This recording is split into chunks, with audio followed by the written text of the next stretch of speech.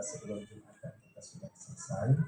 Ya, saya awali dengan salam. Assalamualaikum warahmatullahi wabarakatuh.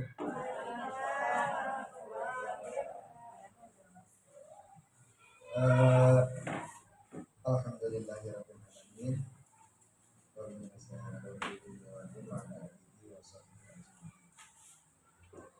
Pertama-tama marilah kita panjatkan puji dan syukur kehadirat Allah Subhanahu wa taala yang telah memberikan kesempatan dan kesehatan kepada kita semua untuk berkumpul di ruang rapat ini.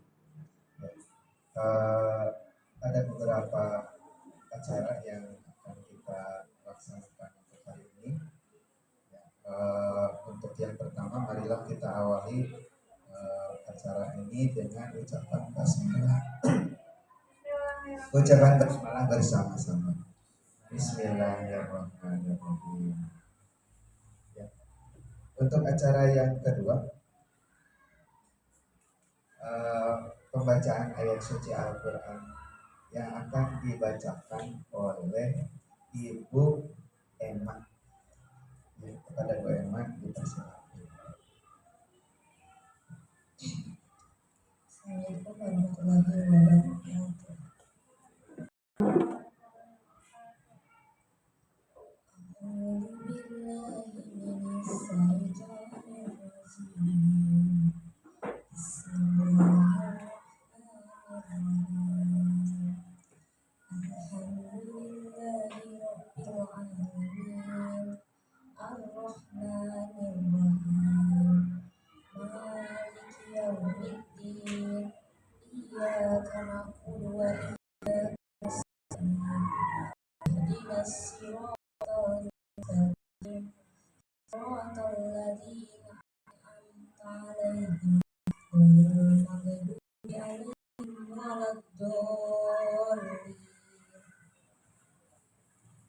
Assalamualaikum warahmatullahi wabarakatuh.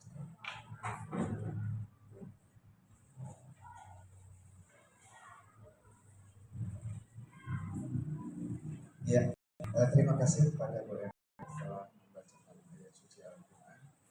Selanjutnya kita tunggu untuk sambutan dari Bapak Kepala Sekolah.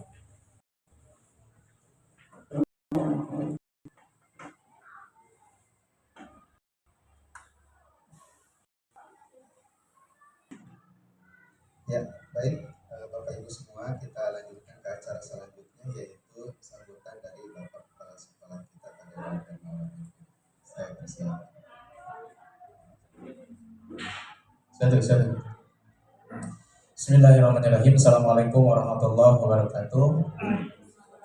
Alhamdulillah, salatu wassalamu ala rasulillah wa sallallahu wa ala sallallahu ilaha illallah wa sallallahu Muhammadan abduhu wa rasuluh. Allahumma salli ala Muhammad wa ala ali Muhammad. Bismillah syatri wa yassiri amri wa kita bisa lihat kawali.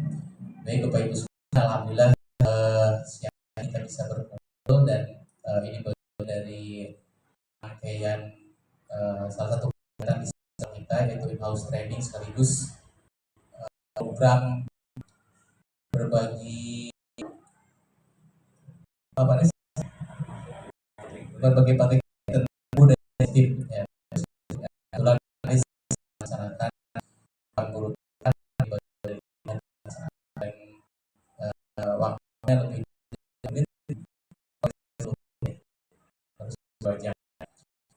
Bapak dan Ibu semuanya, ini bagian dari modul 1.4 dan saya rasa sangat bagus materinya. Selain nanti saya akan sampaikan tentang bagaimana budaya positif yang dikembangkan di materi. Ada hal baru mungkin yang Bapak Ibu bisa berikan mengadakan kegiatan ini. Dan ada hal yang terbarukan kita ada pencerahan baru dari apa yang akan kita sampaikan. Mungkin dari saya, terima kasih. Pak Adi, silahkan dilanjutkan. Assalamualaikum warahmatullahi wabarakatuh. Terima kasih pada dan atas. Bapak Ibu semua.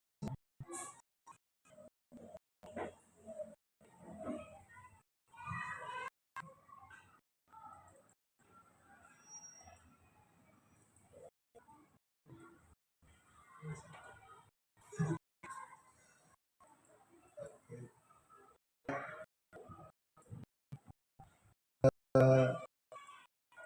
ini saya positif dan penerapan. Perkenalkan, saya Aris.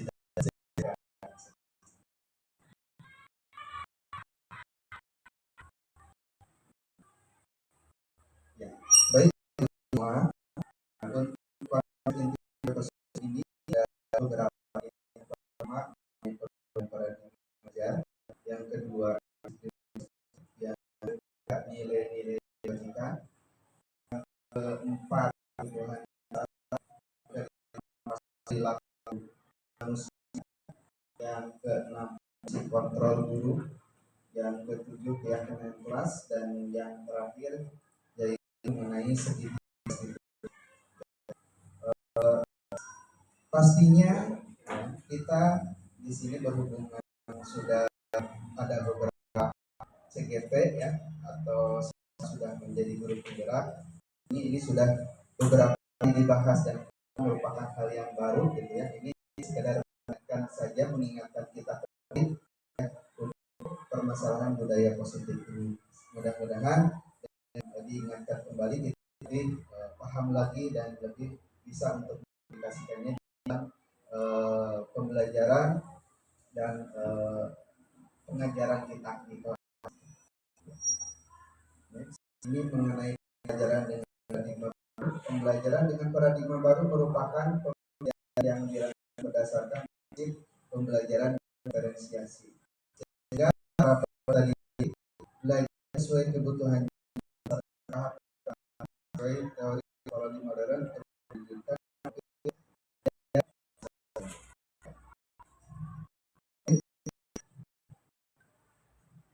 Kita berlanjut ke miskonsepsi tentang teori kontrol ya. Ini ilusi guru mengontrol murid, dimana ilusi bahwa semua positif, efektif dan bermanfaat. Ilusi bahwa kritik dan membuat rasa bersalah mengembangkan karakter.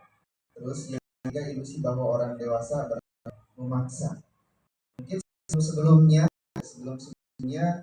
ketika kita belum mengetahui ilmunya khusus mengenai tentang pendidikan dan ajaran yang tepat untuk anak gitu ya.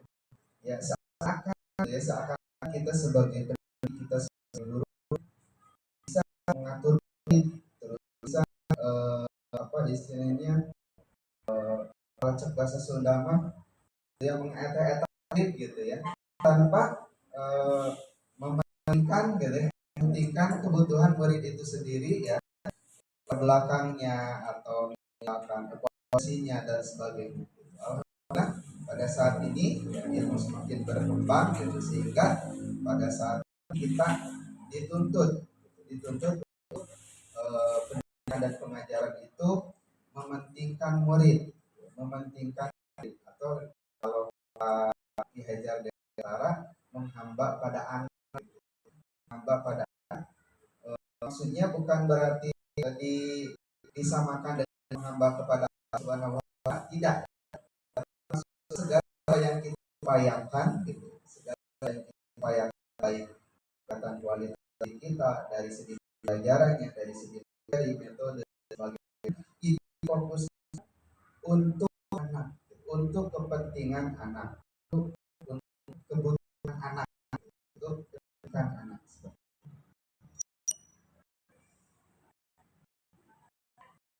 Ini respon ke teori ya, ada dua ya, stimulus kita ya, realisasinya sama tapi kontrol kualitas akan berbeda. Terus semua orang hal yang sama di sini sekarang pikiran yang berbeda. Kita mencoba mengubah agar bersama dengan kalau teori kontrol kita berusaha memahami pandangan orang lain tentang dunia. Perilaku di suatu kesalahan di sininya perilaku memiliki tujuan. Di stimulus respon orang lain bisa mengontrol saya, Di teori kontrolnya ternyata hanya Anda yang bisa mengontrol diri Anda. Selanjutnya saya bisa mengontrol orang lain, Anda tidak bisa mengontrol orang lain. Dan selanjutnya pemaksaan ada pada saat gagal, kontrolnya kolaborasi dan konsensus menciptakan pilihan-pilihan baru. Selanjutnya stimulus responnya model berpikir menang kalah, kontrol berpikir dan menang. Jadi ternyata untuk perbedaan stimulus respon dan teori kontrol di sini ada perbedaan yang sangat mendasar gitu dari setiap poinnya. Pastinya untuk teori kontrol dibandingkan stimulus respon seperti itu. Jika memang melaksanakan teori kontrol ini. Nah, di sini mengenai disiplin positif, disiplin berasal dari kata disiplina, artinya belajar. Disiplin mengacu pada disiplin diri yang memiliki tanggung jawab terhadap apa yang dilakukan berdasarkan nilai-nilai yang diyakini. Disiplin positif merupakan salah satu cara penerapan disiplin yang bertujuan untuk menumbuhkan kesadaran serta memberdayakan peserta didik tanpa imbalan atau penghargaan reward, ancaman atau hukuman.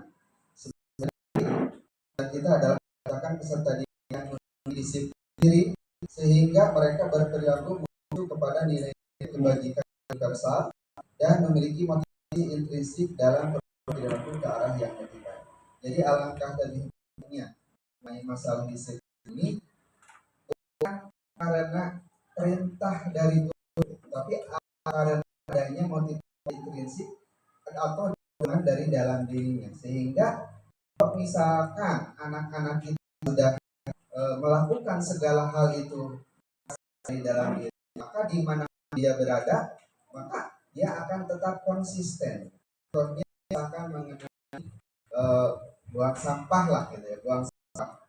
Kan memang anak-anak kita pada saat ini ketika di hadapan kita mungkin gitu, ketika di hadapan kita ada di antaranya yang masih istilahnya belum ada dengan dirinya, sehingga kalau di hadapan kita ya buang sampah ke tempat sampah gitu. Tapi ketika sudah di luar sekolah, misalkan di luar atau di mana di jalan ketika dia pulang dan sebagainya, mungkin kalau misalkan motivasinya belum dari dalam dirinya gitu ya, ketika dia ada sampah makanan dan sebagainya belum. Tapi beda lagi kalau misalkan motivasinya sudah dari dalam diri gitu. Kesadaran dirinya sudah ada gitu, sehingga dimanapun berada meskipun dia menggenggam sampah di jalan di apapun, dia pasti akan bawa rumahnya atau mencari tempat sampah terdekat. Mungkin contoh kecilnya seperti itu.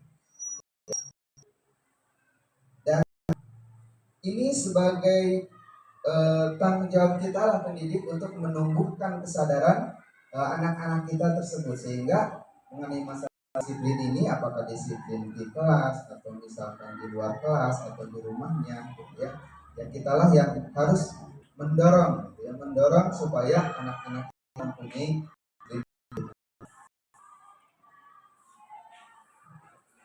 Nah, sekarang kita bahas mengenai nilai-nilai kebajikan yang disepakati bersama lepas dari suku, bangsa, agama maupun agama. Ya, contoh nilai kebajikan institusi organisasi di sini profil Pancasila, beriman dan bertakwa pada Tuhan Yang Maha Esa dan berakhlak mulia, berkebinekaan gotong royong, berdiri, kreatif, karena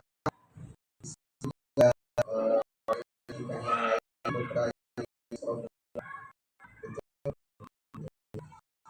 tapi nilai-nilainya mandiri, menghargai, apresiasi,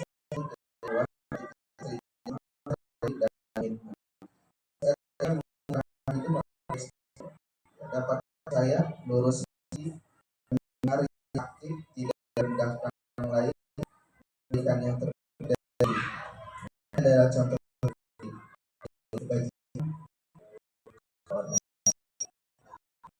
selanjutnya kita akan bahas mengenai kebutuhan dasar manusia. Jadi penelitiannya akan dasar manusia ini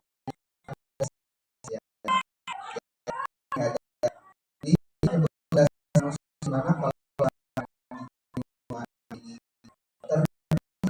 ya terpenuhi, maka insya Allah ya orang hidup bermanfaat ada. Yang pertama, bahasa itu bertahan hidup berarti berkaitan dengan sandang, pangan,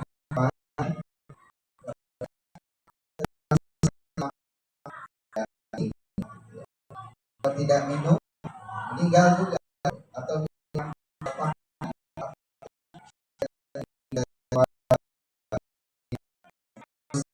meninggal tempat ini banyak orang di luar sana yang tempat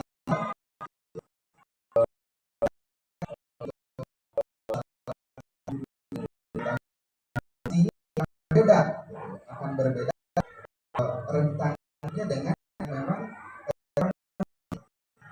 yang saya rasa yang punya bos saya dengan kelas sedang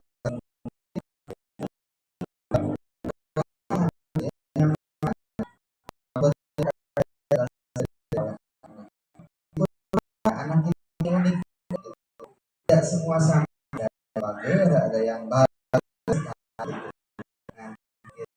ada yang kurang, ada standar, ada sebagai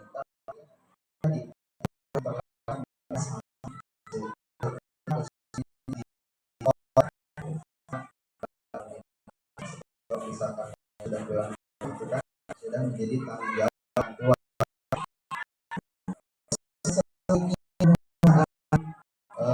Terus keempat tentang kebebasan dan kesenangan. Manusia apa istilahnya usaha penuhi tentunya mungkin ya, meskipun mungkin di satu sisi satu kondisi ada makanya gitu ya, atau misalkan lebih ini ada yang mungkin para anak kita gitu, karena tadi belakangnya berbeda-beda, ada keluarganya mengenai bertahan hidupnya misalkan kurang karena tadi yatim piatu dan sebagainya, pasti ada saja dari lima-limanya ini yang belum terpenuhi, khususnya berkaitan dengan siswa kami kita. Oke, kita lanjutkan. Ini motivasi perilaku manusia. Motivasi perilaku manusia ini terbagi dalam bagian yang pertama itu motivasi ekstensif. Berarti dari luar ini untuk menghindari ketidaknyamanan, hukuman, mendapat balasan atau penghargaan dari orang lain. Yang kedua, motivasi intrinsik untuk dan menghargai sendiri yang mereka percaya.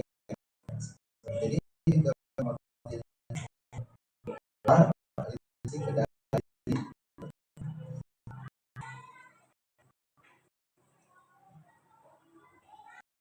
disiplin, identitas gagal, menyulitkan pekerjaan, hukuman, yang menderita sulit, bahan beri diri ini yang mungkin generasi sebelumnya yang kadangnya bahkan kita sekarang masih memberikan hukuman ini gitu ya, memberikan hukuman ini padahal ya untuk hukuman ini lebih banyak negatifnya, lebih banyak posisi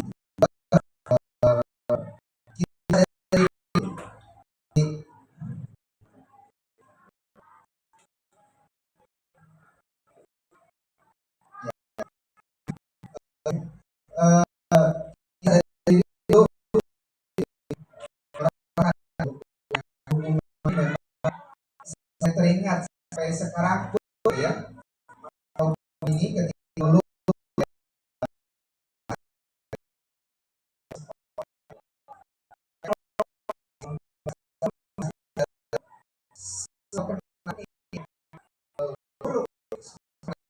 tidak meskipun ya, ada denda ya.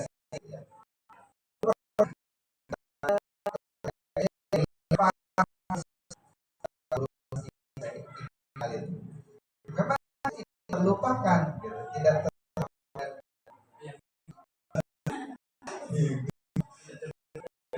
terlupakan ya maksudnya gitu. Dan pastinya kita sudah bagus untuk betul hubungan ini tadi bisa mungkin ya beberapa waktu tidak melakukannya lagi gitu, misalnya kesalahan tersebut, tapi tidak kira selanjutnya dilaksanakan gitu. Karena memang tersebut takut ketika misalkan ada guru saja guru yang sering hukumnya dan sebagainya. Jadi ketika misalkan di luar atau apa namanya tidak ada hal tersebut, cenderung anak untuk tidak mentaati peraturan. Itu murid takut memaksa juga murid tersebut sehingga tidak ada kesadaran dari dalam dirinya. Murid menyembunyikan kesalahan tadi takut dihukum. Ada kalanya murid tidak jujur karena keseringan dihukum. Ya, kalau salah dia cenderung untuk tadi ini muncul gitu sehingga dia berbohong dan sebagainya. Nah ini yang tidak kita harapkan gitu ya. Yang kita harapkan. Terus ada juga hukuman ini murid denda tentunya ketika anak-anak misal dihukum apakah misalkan kelas dan sebagainya tentunya murid menjadi malu dan sebagainya sehingga tadi dirinya menjadi berbohong. Ini pun pastinya menjadi kesalahan baru gitu. Di samping istilahnya tadi anak tersebut ya, tidak ada dari dalam dirinya untuk menyadari kesalahannya. Nah, adapun penghargaan ternyata ini tidak efektif merusak hubungan, mematikan kreativitas, dengan sistem ranking merampas hak menghargai. Ini yang memang saya dapat dan saya barunya gitu. Oh iya gitu. Ternyata ketika berikan penghargaan itu tadi ya, kadang ketika memberikan penghargaan terhadap anak justru anak tersebut menjadi terkendala untuk lebih dirinya seperti ya. Nah, terus merusak hubungan, maksudnya merusak hubungan itu ada kalanya menimbulkan rasa iri gitu. Si anu dikasih penghargaan saya mantu gitu ya. Nah, mematikan kreativitas juga. Nah ini ya karena katanya ya gitu. Seseorang yang memang sudah diiming-imingi penghargaan dan sebagainya gitu ya, ternyata kreativitas ini berbeda gitu ya, berbeda justru malah lebih meningkat yang memang tidak diiming-imingi kreativitas penghargaan ya. Terus menghubungkan sistem ranking juga sama, maksudnya adalah yang ya dulu meskipun alhamdulillah pada saat ini kita tidak meranking anak, meskipun memang suka ada saja orang tua yang menanyakan kepada kelas ini anak saya ranking berapa, urutan keberapa dan sebagainya. Ternyata tadi sistem ranking ini justru menghubungkan yang dua gitu, atau bahkan mungkin turun terasa gitu ya, ada rasa syukur gitu ya, gitu ya.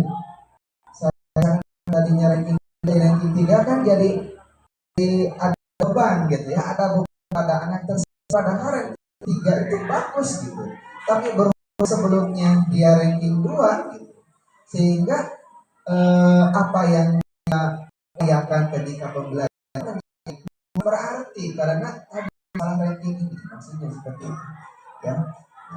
Terus merampas hak untuk mengenali juga.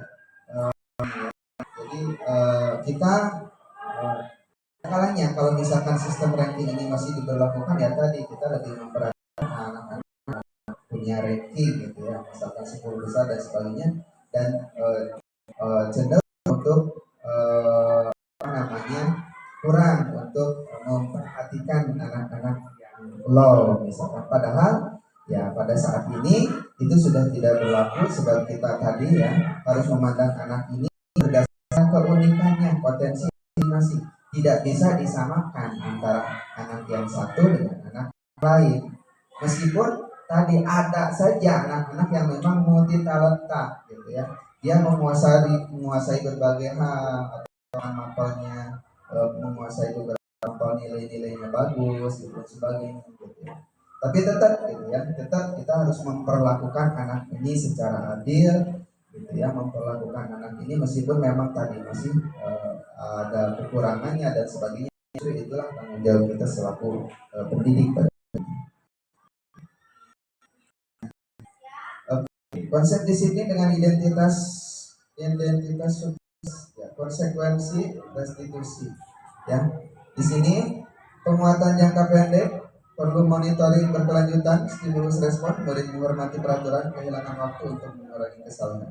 Adapun restitusi, murid bertanggung jawab atas perilakunya, fokus pada pecahan masalah jangka panjang, murid menghormati dirinya dan orang lain. Teori diri megang murid bersemangat memperbaiki kesalahan. Ini adalah perbedaan antara konsekuensi dengan restitusi. Sehingga justru kenapa kita harus tadi mendorong ke restitusi, sebab tadi ada perbedaan gitu, ada perbedaan meskipun memang tadi untuk konsekuensi ya masih lumayan lah ya. Tapi berkembang ke restitusi harusnya kita. Nah, untuk 5 posisi kontrol sebelum ada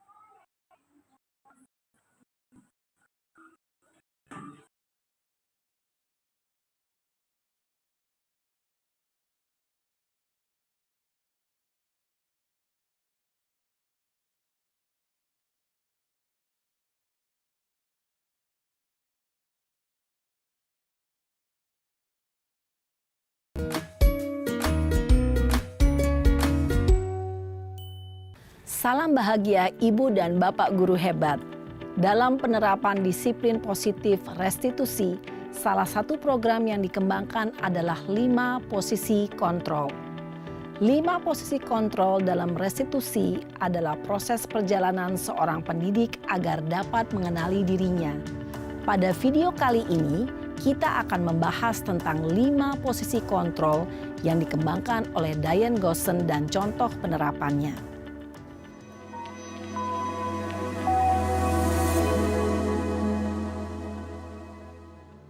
5 posisi kontrol itu adalah 1. Posisi penghukum. 2. Posisi pembuat merasa bersalah. 3. Posisi teman. 4. Posisi pemantau atau monitor. Dan 5. Posisi manajer. Untuk lebih memahami kelima posisi tersebut, mari kita saksikan kasus Naren yang terlambat hadir 20 menit di sekolah. dan melihat bagaimana kelima posisi kontrol dalam menghadapi masalah tersebut.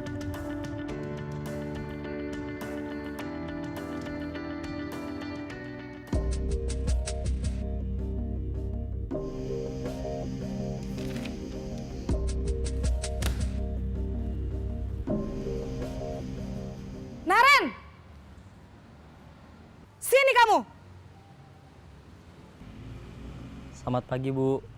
Selalu terlambat. Kamu deh, pasti terlambat.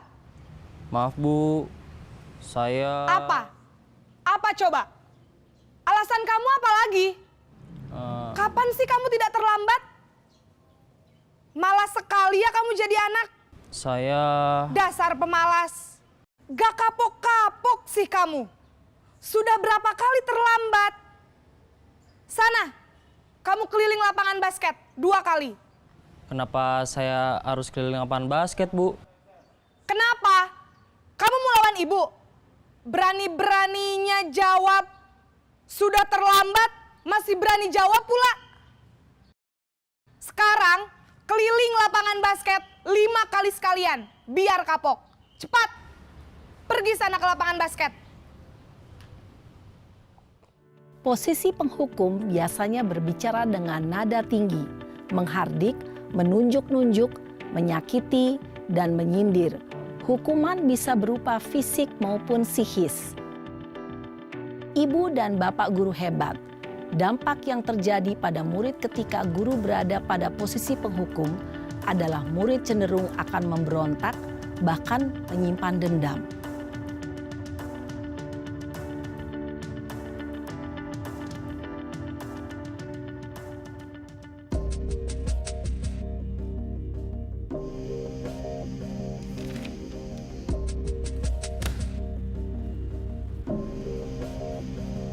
Naren!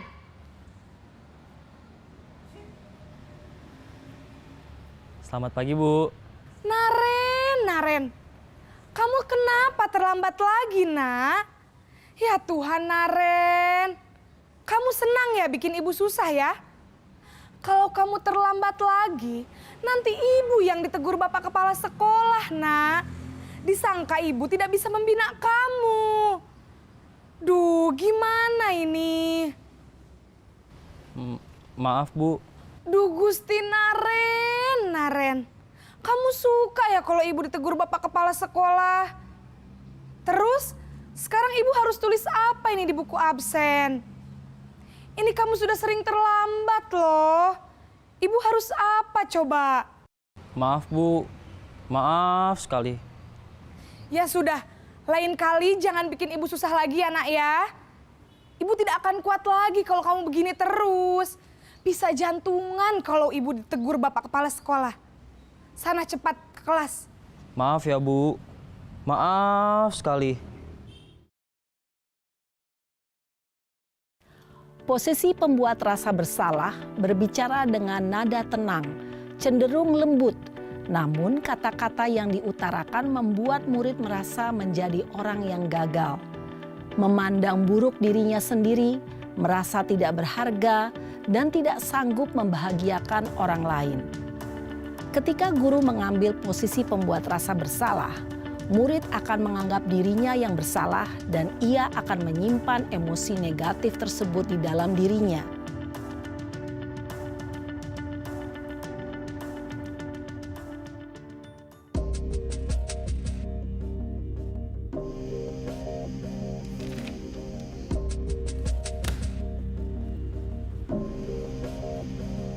Naren!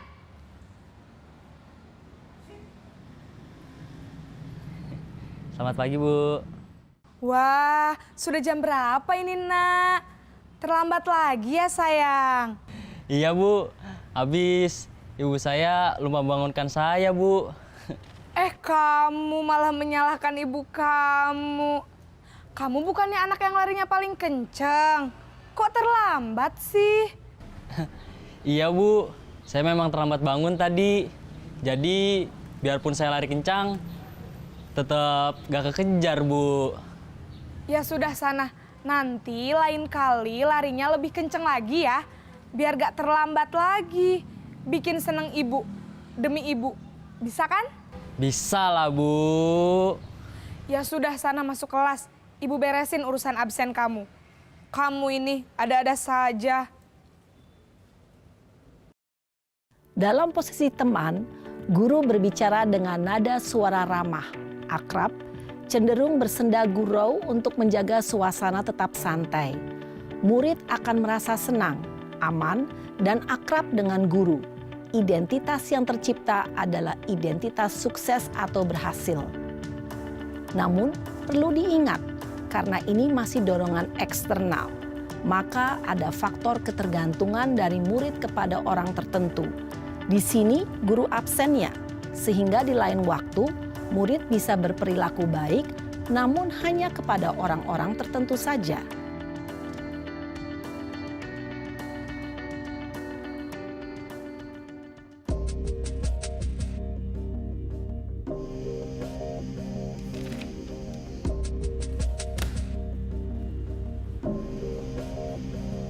Naren!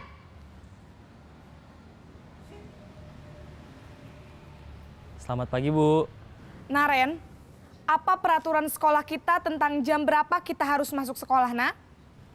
Kita harus di sekolah jam 7, Bu. Iya, betul. Sekarang sudah jam 7.20. Naren sudah tahu konsekuensinya jika terlambat hadir. Paham, Bu. Saya harus tinggal kelas pas jam istirahat selama 20 menit. Iya, benar. Konsekuensinya demikian. Jadi nanti jam 9.30 pas istirahat, kamu harus tinggal di kelas, kerjakan tugas tambahan untuk ketertinggalan kamu, ya? Baik, Bu. Posisi pemantau mengandalkan penghitungan atau data untuk mengontrol murid. Guru mengarahkan murid berdasarkan peraturan dan konsekuensi. Seorang pemantau menunjukkan bahasa tubuh dan ekspresi wajah yang datar dan cenderung formal.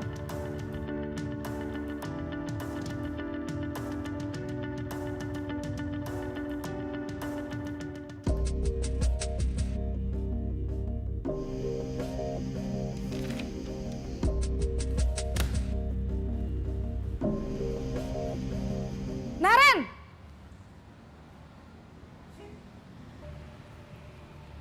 Selamat pagi, Bu. Selamat pagi, Naren. Maaf, Bu. Saya terlambat. Iya, sekolah masuknya jam 7, sekarang sudah jam 7.20.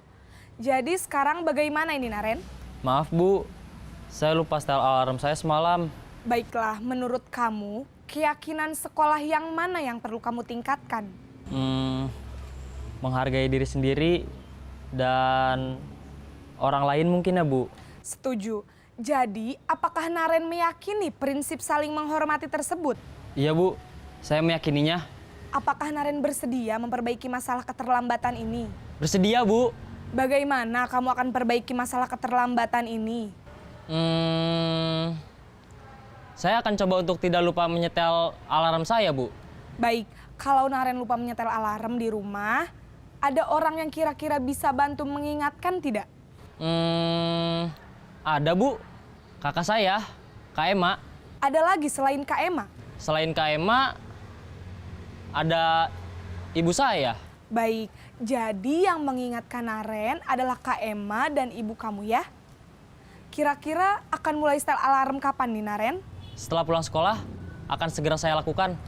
Baik, jadi Naren akan setel alarm untuk bangun besok pagi dan akan diingatkan oleh kakak dan ibunda Naren ya. Ada lagi yang mungkin perlu dilakukan, Naren?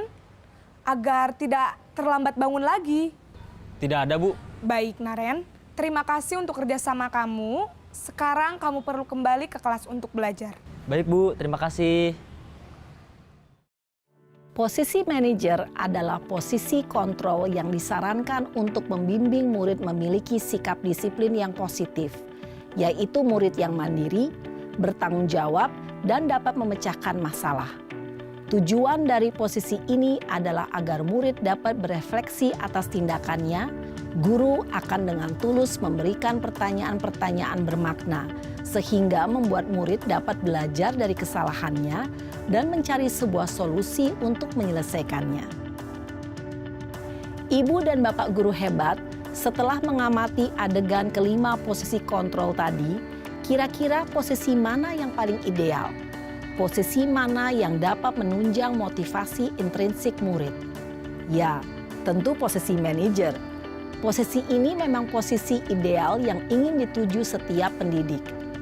Pada posisi inilah, guru dapat menerapkan disiplin positif yang berpihak pada murid, yang memerdekakan murid. Perjalanan seorang pendidik tentunya tidak mudah untuk sampai pada posisi seorang manajer. Namun, tujuan kita pasti, yaitu menciptakan murid-murid yang mandiri, merdeka, dan bertanggung jawab. Semoga penggambaran 5 posisi kontrol yang telah diperlihatkan ini dapat menjadi ajang refleksi bagi kita semua, agar dapat terus mengasah dan menerapkan disiplin positif yang memerdekakan murid. Mari terus berlatih dan bersemangat. Selamat menerapkan. Salam dan bahagia Ibu dan Bapak guru hebat.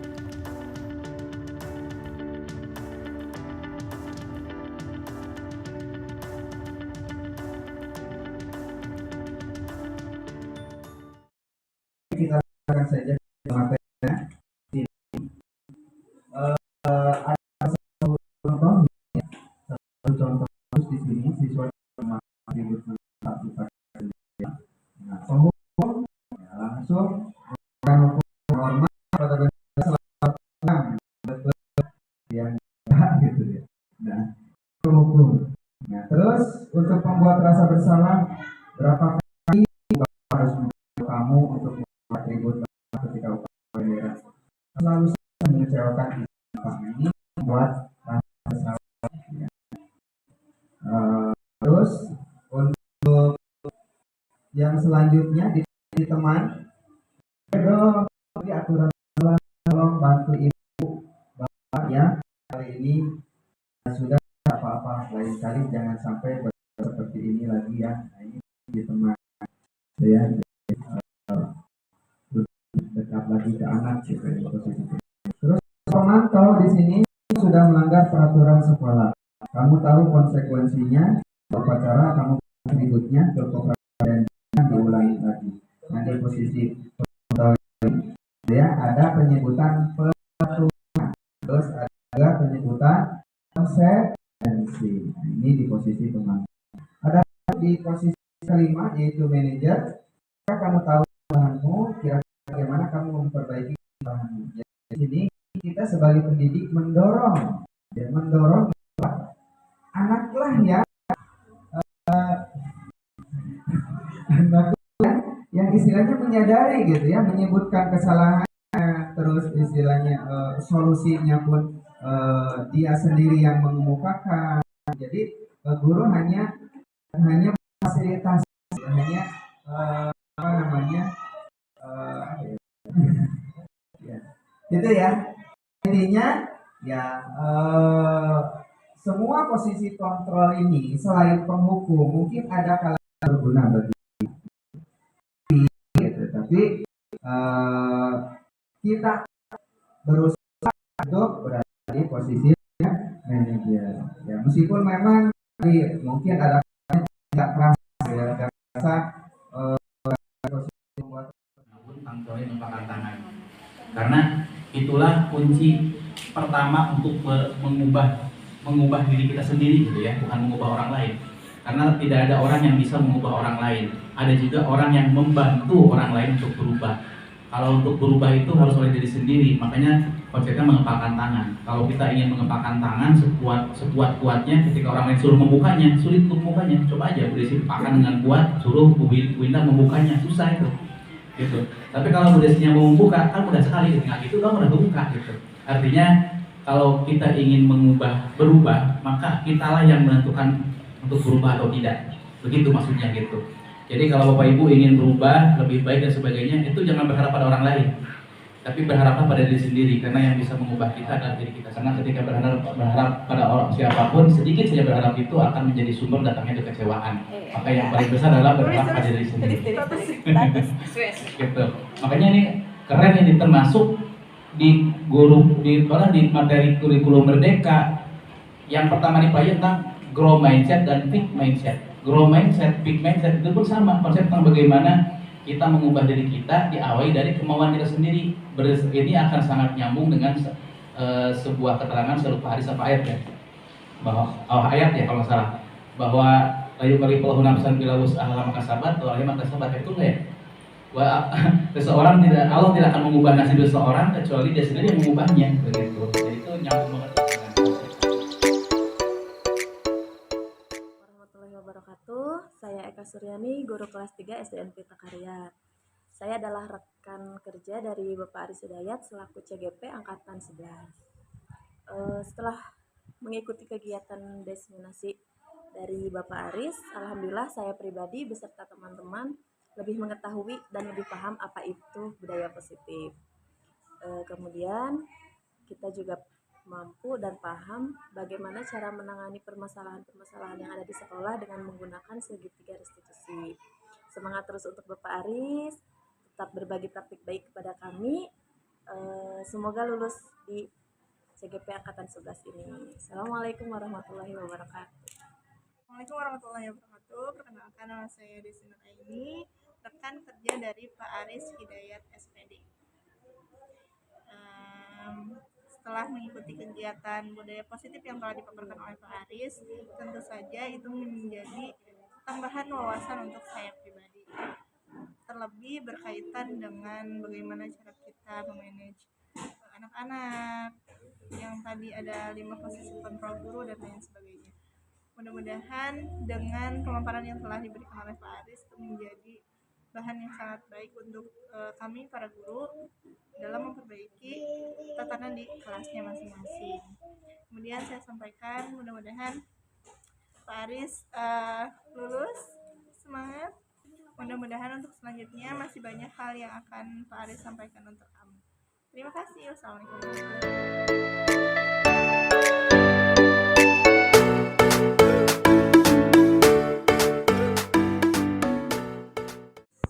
Oke, anak-anakku semua, sekarang kita akan melaksanakan untuk pembuatan kesepakatan kelas ya. Jadi nanti kalian silakan tuliskan di di kertas itu yang sudah dibagikan. Kalian tuliskan apa-apa saja yang kalian inginkan, kelas yang seperti apa yang kalian impikan ya, yang seperti apa kesepakatan kelas yang kita akan taati bersama. Silakan tuangkan di dalam kertas tersebut. Nanti boleh ditempel di depan ya, boleh ditempel di depan dan kita akan sepakati. Misalkan ini yang kalau yang sama bisa disatukan ya. Oke, mengerti? Oke. Bismillahirrahmanirrahim. Sekarang kita kelas 6A sedang membuat kesepakatan kelas ya. Pikirkan kira-kira apa ya kesepakatan kelas yang akan diajukan atau dibuat ya.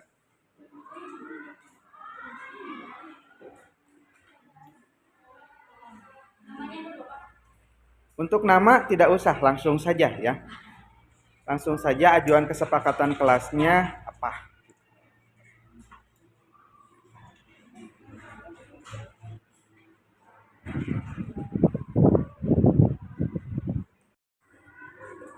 Selesai bisa ditempel di depan ya. Boleh, silakan. Langsung ditempel ya.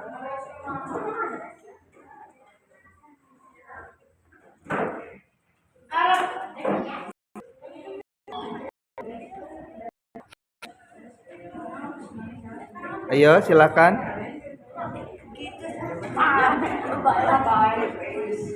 Ditempel aja, silakan ya.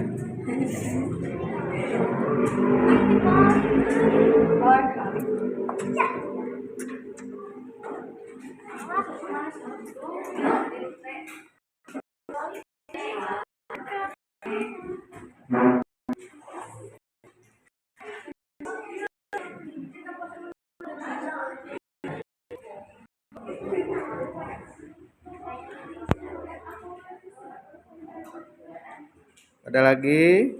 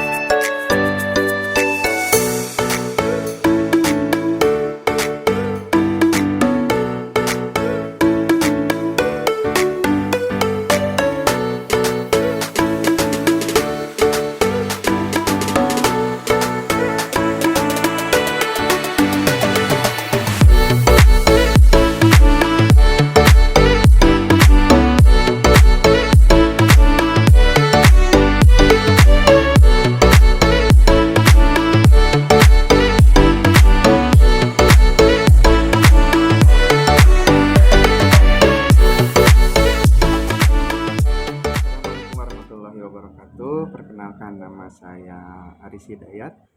Saya dari SDN Pelita Karya Jalan Cagak, CGP Angkatan 11 Kabupaten Subang. Pada saat ini saya akan membuat dua skenario mengenai studi kasus yang berkaitan dengan segitiga restitusi. Selamat menyaksikan.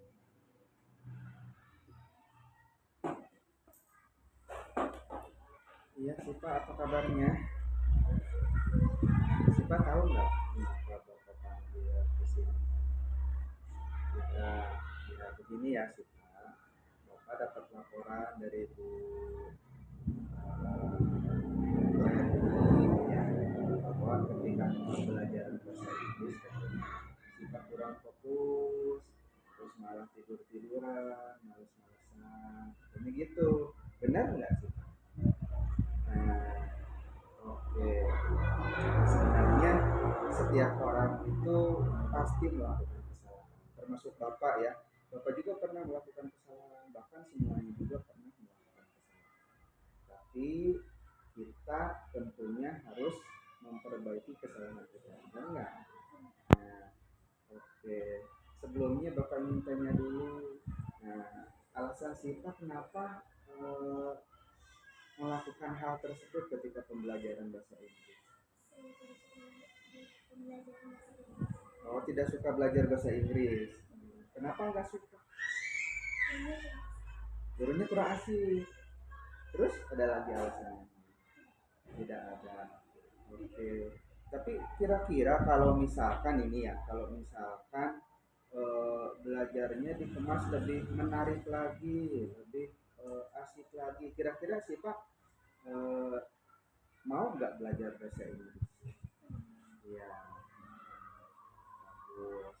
Berarti ya kita ingatkan kembali ya bahwa di kelas kita ini ada keyakinan kelas ya, keyakinan kelas. Nah, kita tahu nggak ketika belajar, ketika guru menjelaskan, menurut keyakinan kelas kita harus seperti apa? Harus patuh, terus sopan, menyimak guru juga ya. Nah, menyimak guru juga dengan sungguh-sungguh dan mendengarkan ibu bapak guru. Sekarang Sipa udah tahu bahwa Sipa salah.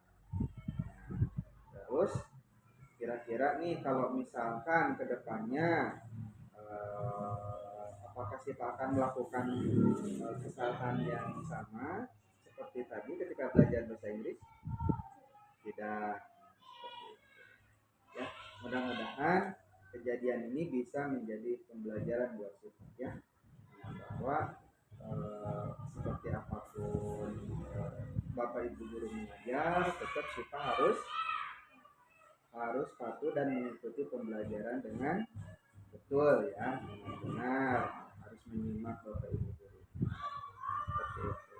Sipa janji ya kedepannya ya, harus menyimak Bapak Ibu guru. Insya Allah nanti Bapak juga akan memberikan masukan. Mudah-mudahan pembelajaran bahasa Inggris kedepannya lebih asik lagi, lebih menarik lagi. Oke, ya. Oke. Nah, terima kasih ya, Sipa. Yuk, bisa kembali ke kelas ya. Iya, ini kenapa lagi? Tadi malah pada berantem. Apa panggil kalian berdua nih? Sebab tadi kata teman-temannya berantem, benar enggak nih? Benar. Ini kenapa nih, ada yang mau menjelaskan dulu? Coba Syakir, kenapa tadi? Oh, nyebut-nyebutin nama ayah kamu gitu. Terus gimana? Oh iya, gitu. Benar Ipa tadi. Oke.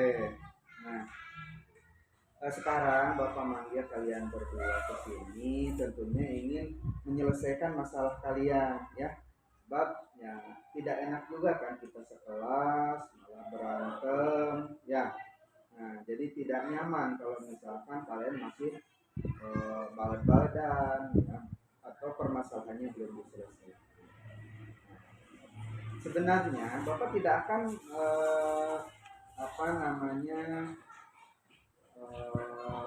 membela salah satu dari kalian berdua ya. ada yang benar, nggak ada yang salah ya. Sebab di sini untuk setiap manusia itu punya kesalahan ya. Setiap manusia pasti melakukan kesalahan. Seperti Bapak juga melakukan kesalahan pasti. Sebab kita manusia, kita bukan malaikat. Gitu ya. Setiap orang juga punya kesalahan, pernah melakukan kesalahan. Termasuk ya tadi Iqbal, Syakir, Bapak juga atau yang lain. Nah, tapi tadi ya berantem itu tidak dibenarkan, terus nyebut-nyebut orang tua juga tidak dibenarkan. Nah, coba Iqbal alasannya kenapa nyebut-nyebut orang tua? Oh, cuma seru aja, main-main gitu, seru-seruan. Tapi pernah nggak berpikir bahwa Iqbal ketika di ketika nyebutin orang tua Syakir itu sakit hati? Iya. Gitu ya. Nah, Syakir pernah nggak berpikir bahwa ketika Syakir mukul Iqbal juga sakit? Iya. Menurut kalian ini tadi perbuatannya Iqbal nyebut-nyebut orang tua Syakir itu benar atau salah? Salah. Terus perbuatan Syakir juga malah langsung mukul Iqbal itu benar atau salah? Salah. Nah, kira-kira nih harus seperti apa yang harus kita lakukan kalau misalkan tadi Iqbal melakukan kesalahan, Syakir sudah melakukan kesalahan, harus seperti apa? Saling minta. Nah, sekarang kalian udah tahu ya bahwa itu salah ya, Iqbal salah, tahu salahnya di mana, Syakir juga tahu salahnya di mana ya. Nah, jadi kita dalam keseharian kita tentunya harus bisa saling menghormati, harus bisa saling menghargai. Tidak boleh itu saling nyebut-nyebutin ayah atau ngalani gitunya, ngalani dengan nama yang lain. Sebab setiap orang punya nama, kasih sayang orang tuanya ya. Itu penghargaan yang sangat besar dari orang tua. Makanya kita hargai teman kita dengan memanggil dengan namanya. Ya, terus kita juga punya kesepakatan kelas. Kira-kira kesepakatan kelas apa yang berkaitan dengan tadi? Kita harus saling menghargai, harus saling menghormati, harus membuat teman kita nyaman di kelas. Ya, makanya untuk kedepannya ya harus bisa lebih memperbaiki lagi ya. Janji ini tidak bakal melakukan lagi kesalahannya tadi. Jadi mudah-mudahan nih Bapak yakin kalian berdua ke depan bisa lebih baik lagi. Ya, halo, maafkan dulu saling-saling. Nanti lagi ya, ada lagi masalah ya, jangan dendam. Udah selesai nih masalahnya. Udah, ya. Mudah-mudahan nih kita semua, termasuk kalau misalkan ada teman kalian juga yang melakukan hal yang salah, kalian nasihati ya, atau kalau tidak bisa dinasihati laporkan juga ke Bapak. Oke? Ya, terima kasih ya. Udah, kalau udah baik-baik kan, yuk kembali lagi ke kelas ya.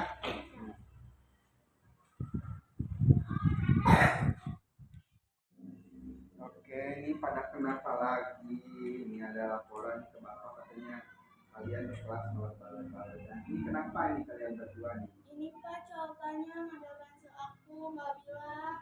Oh, jadi pinjam pensil, katanya nggak bilang itu? Iya. Benar nggak kata? Iya. Oh, cuman pensil aja? Iya. Udah dikembalikan belum sekarang?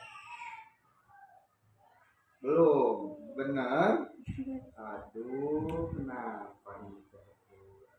Ya, oke, jadi kalau misalkan pinjam barang orang lain itu harus dikembalikan ya. Tapi ya Bapak nggak bakal nyari salah satu kalian berdua, semuanya nggak salah, semuanya nggak benar ya. sebab yang namanya manusia termasuk Bapak juga pernah melakukan kesalahan. Ya, setiap orang punya kesalahan. Meskipun mungkin tadi ya Cata sekarang salah mengambil ya pensilnya Kalista tanpa izin, tapi Kalista juga pasti pernah melakukan kesalahan. Ya. Semua manusia pasti pernah melakukan kesalahan. Alasannya kenapa nih Cata mengambil pensilnya Kalista? Udah ngomong tapi kalau saya nggak peduli Oh nggak dengar gitu. Oh jadi ini sebenarnya mungkin salah paham aja ya. Nah gitu. Jadi Kalisanya malah keburu marah, malah diam-diaman gitu. Ya. Tapi kenapa tuh pensi ini belum dikembalikan? Lupa. Nah iya. Jadi alasannya itu ya Kalista tadi ternyata bukan nggak ngasih tahu tapi mungkin Kalistanya lagi nggak mendengar gitu. Pensilnya ya. Nah, itu. Jadi untuk kedepannya harus bagaimana kalau pinjam pensil orang lain, pensil barang izin dulu dan harus yang punya harus dengar tentunya, jangan sampai kalau nggak dengar kan dia nggak tahu gitu ya. Jadi harus sampai dengar dulu, menghadap dulu ke kita gitu. Nah baru udah dipersilakan, iya boleh baru ambil barang. Dan jangan lupa dikembalikan. Kalau barangnya rusak harus bertanggung jawab, ya, bertanggung jawab, bilang dulu gitu. Ini misalkan pensilnya rusak mau diganti nggak? Kalau misalkan kata Kalisanya nggak apa-apa ya udah berarti aman ya. Tapi kalau misalkan Kalisa pokoknya ganti, ya berarti wayahna eta maya harus ganti. Nah ini juga berkaitan dengan keyakinan di kelas kita, bahwa keyakinan kelas kita apa untuk pinjam barang harus dikembalikan. Terus kita harus saling menghormati dan menghargai. Salah satu penghargaan kita terhadap teman kita tadi menjaga barang-barang teman kita, menjaga barang-barang kita juga, ya. Seperti itu. Jadi kedepannya Bapak yakin kalian berdua bisa lebih baik lagi. Baikan ya, udah baikan ya. Salaman dulu. Ya, main lagi ya, nanti jangan berantem ya, ya. Nanti di kelas kan nggak nyaman kalau saling berantem, saling baut-baut dan udah ya. Nah, awas ya, jangan ini lagi ya. Nah, main lagi, oke? Ya, terima kasih. Ya, ya makasih ya. Assalamualaikum warahmatullahi wabarakatuh. Perkenalkan, nama saya Bibi Syifa. Tanggapan saya mengenai perasaan saya ketika melakukan praktik segitiga restitusi bersama Pak Aris adalah saya senang sekali karena Pak Aris sangat memahami karakter saya. Saya merasa dipahami dan diperhatikan. Saya janji, saya akan berubah lebih baik dan belajar lebih giat. Terima kasih Pak Aris. Wassalamualaikum.